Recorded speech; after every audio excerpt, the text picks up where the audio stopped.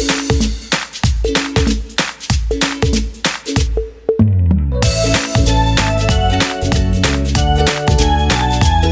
all my dear students to the part 5 of very interesting chapter of 10th Science and Technology part 2 that is towards green energy.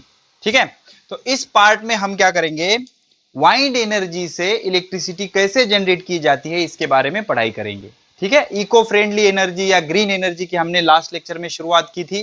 तो सबसे पहले हमने पानी का use किया था. Okay, hydro electric power plant last lecture में हमने देख लिया है. अब देखेंगे हम कौन सा power plant, electricity generation using wind energy. तो वाइंड में मतलब हवा जो बहती है ना, उसमें भी एक तरह की एनर्जी होती है. बहती है मतलब मोशन में है, तो मोशन में अगर होगी तो उसमें काइनेटिक एनर्जी होगी. So that kinetic energy of that wind we have to convert that kinetic energy into electric energy. अब ये करने के लिए क्या किया जाता है, चलो आइए डिटेल में पढ़ते हैं. तो होता क्या है, the kinetic energy of wind can be converted to electric energy. wind बहुत हाई स्पीड से मूव करेगा, तो हाई स्पीड से मूव करेगा मतलब उसमें काइनेटिक एनर्जी होगी. बिकॉज काइनेटिक एनर्जी का फॉर्मूला क्या होता है, half M V square. Velocity की वजह से जो एनर्जी होती है उसको काइनेटिक एनर्जी बोलते हैं. With the help of wind turbine. अब देखो, हमने स्टीम टरबाइन यूज किया, वाटर टरबाइन यूज किया. स्टीम टरबाइन में जो ब्लेड है स्टीम की मदद से घुमाए गए, वाटर टरबाइन के जो ब्लेड है वाटर की मदद से घुमाए गए. अब वाइंड टरबाइन है, वाइंड टरबाइन मतलब हवा की मदद से हम इसको घुमा देंगे. उसके बाद such kinetic energy of wind is used for lifting the water. अब पुराने जमाने में बॉडी में से वेल में से पानी निकालने के लिए वाइंड एनर्जी का यूज किया जाता था. जो बॉडी होती है या वेल होती है उसके बाजू में एक बड़ा सा टावर बिठा के उसको फैन लगाया जाता था. एक ब्लेड्स, बड़े बड़े ब्लेड्स होते थे, नीचे रस्सी बिठाई जाती थी. अब वो जैसे ही हवा आएगी वो घूमने लगेगा तो रस्सी उसको लपेटी जाएगी, ऐसे पानी ऊपर आता था. या फिर driving flour mill, etc flour mill, इसमें भी उसके रोटेशन का यूज किया जाता था. Flour mill in olden times. तो पुराने जमाने में फ्लोर मिल में या पानी को बॉडी से बाहर निकालने के लिए ये वाइंड एनर्जी का यूज किया जाता था. तो अब कैसे होता था, when wind hits the blade of turbine. मैं आगे आपको स्कीमेटिक में बहुत अच्छे से समझाऊंगा. स्कीमेटिक अच्छे से देख, बने रहिए, समझ में आएगा. When wind hits the blades of turbine the blades rotate. Okay, wind अगर ब्लेड्स ऑफ टरबाइन को हिट होगी तो ब्लेड रोटेट होगी obviously. The axle of the turbine and electric generator are connected through gear box. इसका बहुत important काम है, मैं आपको स्कीमेटिक में अच्छे से समझाऊंगा. टरबाइन का जो एक्सल होता है मतलब रॉड रहेगा, इसको बोलेंगे एक्सल. इसको फैन ब्लेड कनेक्टेड होंगे ऐसे. तो वाइंड इस पे गिरेगा, ये घूमेंगे, घूमने से एक्सल घूमेगा. अब ये एक्सल है, दिस इज द एक्सल, ये एक्सल है. अब ये एक्सल और electric generator turbine, axle of turbine and electric generator. तो जनरेटर का भी एक एक्सल होता है. ओके, जनरेटर में क्या होता है, मैग्नेट. तो ये दो एक्सल एक दूसरे से गियर बॉक्स से कनेक्टेड है.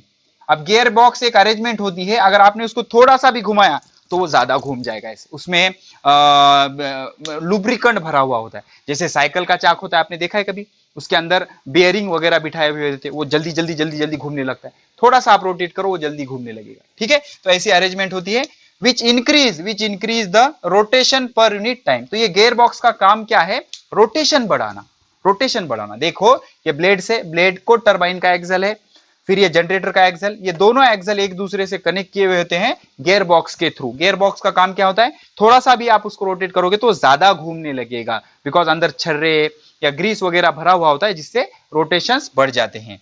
अब the rotating blades drives the turbine. तो रोटेटिंग ब्लेड क्या करेगा, टरबाइन को घुमाएगा. क्या करेगा, टरबाइन को घुमाएगा. Which in turn drives the generator. और टरबाइन घूमेगा, टरबाइन का एक्सल घूमेगा तो जनरेटर का भी एक्सल घूमने लगेगा, जनरेटर का भी एक्सल घूमने लगेगा.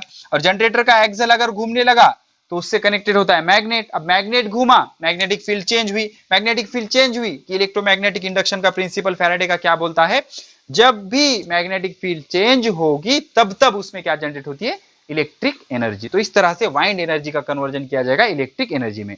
तो इसके स्टेजेस क्या होते हैं उसकी ये ब्लॉक डायग्राम है. वाइंड विथ रिक्वायर्ड वेलोसिटी, एक मिनिमम रिक्वायरमेंट होती है कि इतने वेलोसिटी से वाइंड घूमना जरूरी है. तो अच्छी वेलोसिटी या अच्छी वाइंड जिस भी रीजन में है वहां पे उसको बिठा देना है. फैन बिठाए हुए होते हैं. अब ये वाइंड एनर्जी से क्या होगा, ये वाइंड एनर्जी से क्या होगा, wind turbine with large fan. तो ये वाइंड एनर्जी कहां जाएगी, wind turbine with large wind fan. ऐसे बड़े बड़े रॉड होते हैं, इसको ऐसे ब्लेड्स होते हैं, ये ब्लेड्स घूमने लगेंगे, मैं बताऊंगा आपको स्कीमेटिक में। ओके, अब ये फैंस घूमने लगेंगे, अब क्या होगा, ये जनरेटर घूमेगा, जनरेटर घूमेगा, जनरेटर घूमेगा, मैग्नेटिक फील्ड चेंज होगी, इलेक्ट्रिसिटी जनरेट होगी।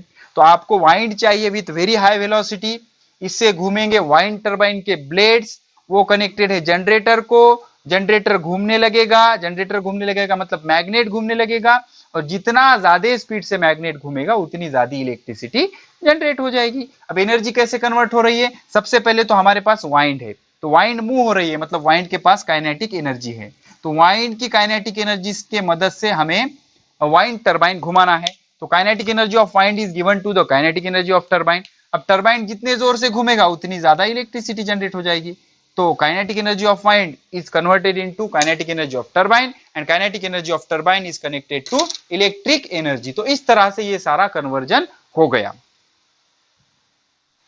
अब हमने वाइंड टरबाइन सीखा। वाइंड टरबाइन क्या होता है, हवा आएगी, ब्लेड्स घुमाएगी, ब्लेड कनेक्टेड होगा एक्सल को, एक्सल किसका, टरबाइन का, और एक्सल किसका, जनरेटर का, एक दूसरे से जुड़े हुए होंगे गियर बॉक्स के थ्रू।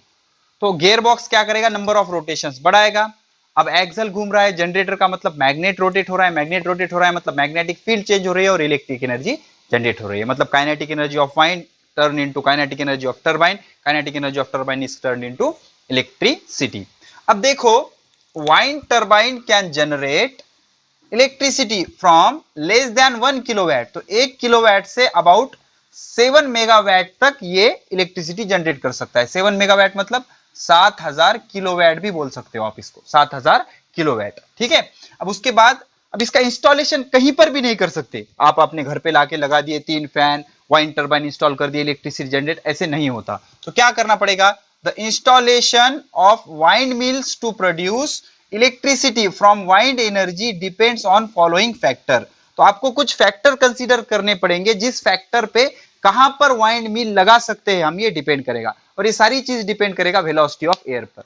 जहां भी वेलोसिटी ऑफ एयर बहुत ज्यादा होगी, नॉर्मली आपको ज्योग्राफिक कंडीशन चेंज करने पड़ेंगे, भौगोलिक कंडीशन उसके चेंज करने पड़ेंगे, कहां ज्यादा हवा आती है, कहां ज्यादा हवा की स्पीड अवेलेबल होती है, उस जगह आप वाइंड मिल लगा सकते हो या वाइंड टरबाइन लगा सकते हो। तो पहला फैक्टर कौन सा है, वाइंड वेलोसिटी का, wind velocity available at the site of installation. तो जहां भी आप वाइंड मिल लगा रहे हो वहां पर वेलोसिटी उसकी बहुत ज्यादा होनी चाहिए।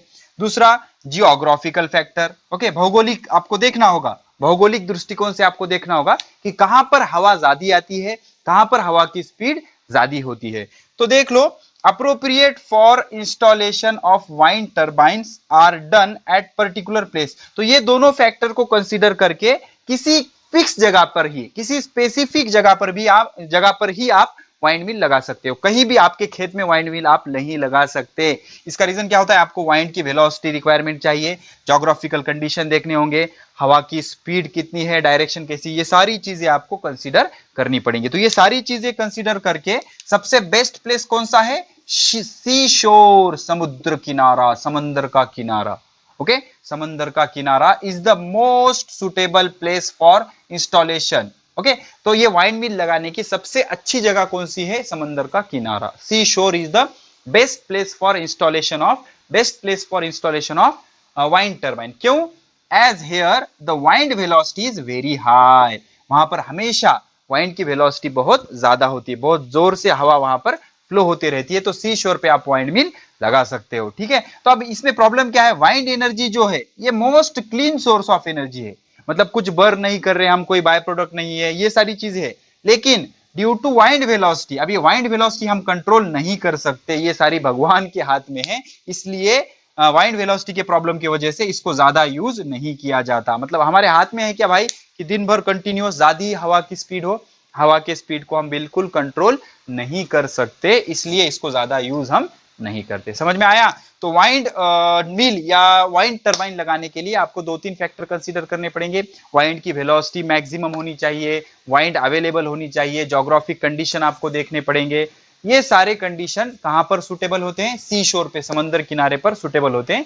फिर भी हम इसको ज्यादा यूज नहीं करते बिकॉज वाइंड वेलोसिटी के प्रॉब्लम क्रिएट होते हैं। अगर वाइंड वेलोसिटी थोड़ी सी भी कम हो गई तो नंबर ऑफ रोटेशंस डिक्रीज हो जाएंगे, और नंबर ऑफ रोटेशंस अगर डिक्रीज हो गए तो मैग्नेटिक फील्ड उतने ज्यादा स्पीड से चेंज नहीं होगी जितनी इलेक्ट्रोमैग्नेटिक इंडक्शन प्रिंसिपल अनुसार जो फैराडे ने दिया है हमें चाहिए। तो ऐसा अगर हो गया तो इलेक्ट्रिसिटी जनरेशन स्टॉप हो जाएगा। तो इसी कारणवश हम ज्यादातर उसको यूज नहीं करते। ठीक है, तो अब इसके आगे हम इसका स्कीमेटिक समझेंगे और वाइंड मिल के फैन कैसे बिठाए जाते हैं, बड़े फैन बिठाने पर क्या होता है, छोटे फैन बिठाने पर क्या होता है, ये सारी चीजें अभी हम डिस्कस करेंगे। पॉज करके नोट कर लो या स्क्रीनशॉट ले लो इसका। तो आइए अब वाइंड मिल का स्कीमेटिक डिटेल में समझते हैं। इस पे क्वेश्चन कैसे आ सकता है, label correctly the structure seen in the windmill. तो लेफ्ट साइड से शुरू करते हैं। दो ग्रीन कलर के एरो दिखाई दे रहे हैं, वो हवा का फ्लो दिखा रहे हैं।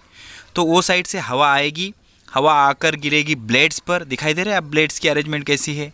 तो हवा जैसे ही ब्लेड से टकराएगी, काइनेटिक एनर्जी ऑफ एयर जो होगी वो ब्लेड्स को दे दी जाएगी, ब्लेड्स घूमने लगेंगे।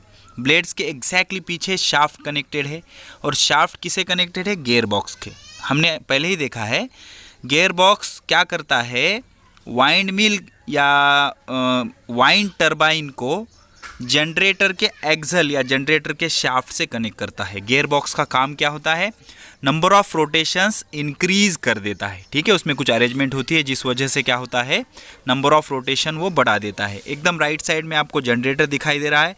तो जनरेटर का शाफ्ट और वाइंड मिल का शाफ्ट या वाइंड टरबाइन का शाफ्ट एक दूसरे से गियर बॉक्स से कनेक्टेड है। नीचे के साइड में आपको बेयरिंग दिखाई दे रहे हैं और सपोर्ट है। ठीक है, so this is all about schematic of windmill. तो वाइंड मिल में क्या होता है, इधर जो एयर की एनर्जी है, एयर की kinetic energy of wind turbine में हो जाएगी। टरबाइन घूमने लगेगा और gear box number of rotation बढ़ाएगा। जनरेटर का शाफ्ट या जनरेटर का जो एक्सल है वो नंबर ऑफ रोटेशन परफॉर्म करेगा, उससे कनेक्टेड होगा मैग्नेट घूमेगा। जैसे ही मैग्नेट घूमेगा मैग्नेटिक फील्ड चेंज होगी और according to Faraday's principle induced current या इंड्यूस्ड ईएमएफ जनरेट हो जाएगा। इस तरह से kinetic energy of wind finally convert होगी इलेक्ट्रिक एनर्जी में। So this is the complete explanation of schematic of windmill. अब स्कीमेटिक ऑफ वाइंड मिल के बाद wind turbine of different capacities देखते हैं। तो देखिए डायग्राम में आपको तीन अलग अलग हाइट के वाइंड टरबाइन दिखाई दे रहे हैं। एकदम लेफ्ट में देखिए, होम के लिए मतलब घर पर अगर आपको वाइंड टरबाइन लगाना है तो छोटा हाइट वाला, लगभग 200 फीट या 61 मीटर हाइट वाला आप क्या करोगे, वाइंड टरबाइन लगाओगे। इसकी कैपेसिटी कितनी होगी, 2 किलोवाट की, और इसके जो ब्लेड होते हैं वो कम लेंथ के होंगे, 1.5 मीटर, बिकॉज हवा यहाँ पर कम स्पीड से बहेगी और ज़्यादा लेंथ वाला टरबाइन का जो ब्लेड है वो घूम नहीं सकता। अब उसके आगे वाले में आ जाओ, वाइंड फार्म, मतलब अगर आपको खेत में लगाना है तो खेत में बहुत सारा ओपन स्पेस होता है और वहाँ पर हवा की स्पीड घर के कैपेसिटी में ज़्यादा होती है, इसलिए ब्लेड की लेंथ 50 मीटर तक रख सकते हो, और जो टावर है उसकी लेंथ 400 फीट या 122 मीटर तक आप रख सकते हो। इसकी कैपेसिटी क्या होगी, ये 2000 किलोवाट तक एनर्जी जनरेशन कर सकता है।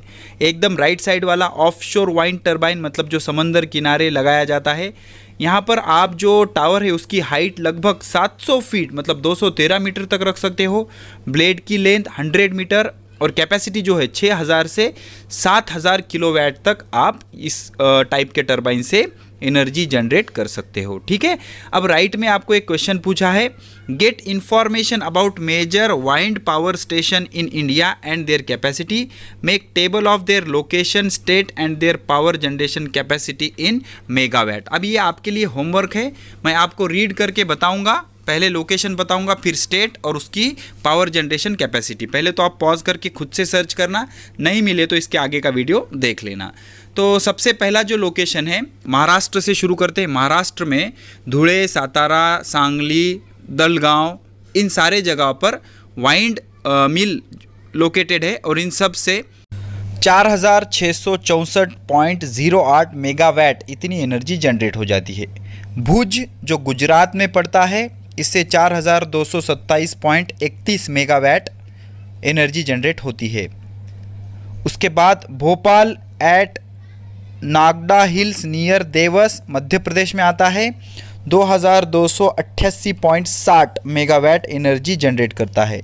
तिरुमला हिल्स आंध्र प्रदेश में आता है, 1866.35 मेगावाट एनर्जी जनरेट करता है। उसके बाद तेलंगाना में भी लोकेटेड है, 98.7 मेगावाट एनर्जी जनरेट करेगा। कंजीकोडा इन पुलक्कड़, ये केरला स्टेट में आ जाता है, 43.5 मेगावाट एनर्जी जनरेट करता है। Dangiri wind farm Jaisalmer wind park, ये राजस्थान में आता है, 4123.35 मेगावाट एनर्जी जनरेट करता है। जोगमती BSES, ये कर्नाटका में आता है, 3082.45 मेगावाट एनर्जी जनरेट करता है। उसके बाद मुपंडल कन्याकुमारी तमिलनाडु में आता है, 7684.31 मतलब सबसे ज़्यादा मेगावाट एनर्जी, इलेक्ट्रिक एनर्जी ये जनरेट करता है। ठीक है, तो ये सारे क्या थे, वाइंड मिल थे, और अदर्स भी है छोटे छोटे जिनके नाम भी नहीं हम मेंशन कर सकते। 4.3 अदर सारे मिला के 4.3 मेगावाट एनर्जी जनरेट करते हैं। तो ये अलग अलग तरह के इंडिया में लोकेटेड वाइंड मिल्स है, जिनमें क्या होता है, वाइंड की जो काइनेटिक एनर्जी है उसको फाइनली कन्वर्ट किया जाता है किस में, इलेक्ट्रिक एनर्जी में।